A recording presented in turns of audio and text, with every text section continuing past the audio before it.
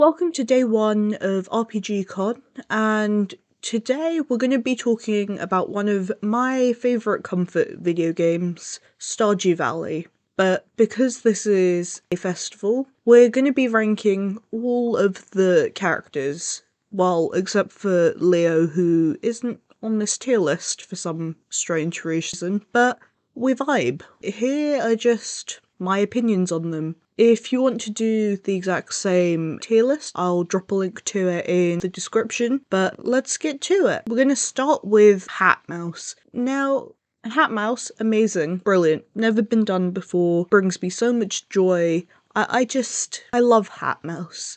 The hats may be overpriced, but the level of joy they bring me, it's like top tier. So we stan a Hat Mouse, and if you don't, I will fight you. Next we get the resident outcast girl who is having a fun time dealing with her parents. Abigail. Initially when I started playing Stardew Valley, I actually thought she was quite cute. But the more you play, the more it's just like, what is your purpose? Why are you like this? Like, I don't know, there's just not much pizzazz to her. And it's a similar case with Alex. Like, yes, he has a tragic backstory. And yes, that does automatically make him like a step higher than Abigail. But again, he doesn't really do much. But he can stay because best boy, and I'm not separating him and his dog. The trash bear. Now, for the low price of one bottle of maple syrup, you can clear all the trash around the village, and I think that's a pretty good deal. All I have to do is give you some maple syrup and you'll clean everything up. Cool, here, take it. It's yours. Now we have the bouncer from the casino. Honestly, I don't remember why they're there. Yes, they stop you from going to gamble before you've done all of Mr. Cheese weird quests, but still, it's like, why are you here? You have no purpose other than to stand there and just act as a content gate. And it's the same thing with the weird, like, I don't even know what you would class that as. Like, is that goblin? I think it's a goblin. But like, with both of them, you give them something and then they just leave and it's like, okay, cool, that's a vibe. Next we have Caroline.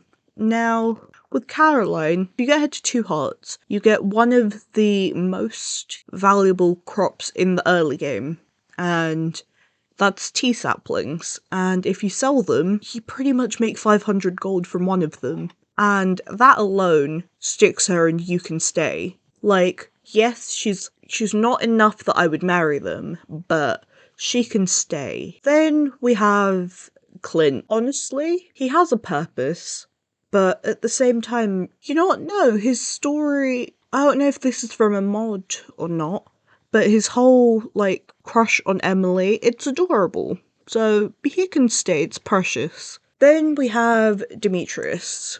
When you reach 10,000 gold, he will come do an experiment and then passive income. So he can stay. Some of his requests are a bit dumb, like, yo, I need a melon, come give me a melon. It's just like, okay, fair, here's your melon, now give me my 200 gold. But yeah, he can stay, he's not doing anything wrong. Then you have the dwarf from the mines. Now, at first, actually not even at first, he's just kind of useless. Like, when you understand the dwarf language, you can start buying things from him, but they're all stuff you can craft really easily. Like, you can buy one recipe from him, I think, but I forget he exists a lot. Now we have Elliot. Just, no, stay away from me and my farm, go stay on your cabin, leave me alone. Now we have Emily. Now, I never marry her personally, but she's just so sweet. But so, you know what? She can go and would marry them. Like, that's all. Then we have Grandma Evelyn. Sometimes she sends you baked goods, which, amazing, but then other times, hold up, there's nothing bad about her, she's just amazing. She'll just send you baked goods. Oh, just bless her. Then we have her husband, George. Honestly, he can stay because I don't want Grandma Evelyn to be lonely, but I personally don't like you. Then you have Gil, who doesn't do anything. He just kind of sits there he just kind of sits there. Then we have the mayor. He can stay away from my farm. I don't want him there. And then we have everyone's favourite judgmental family member, Grandpa. Like, he gives you the farm. He's like, you go do it. Go take care of it. Have fun. And then he comes back in 3 years and he's just like, he just judges your progress. And it's like, I'm sorry. I'm a bit busy I don't want to. This man is all of my problems. Next on the list, we have Gunther, who is the museum guy. Like, after I've done the museum and I've got all the rewards, it's like, stay away from me. Gus, he doesn't really have any purpose. He's just kinda there. Like, you can buy some recipes from him. Not much else to him, really.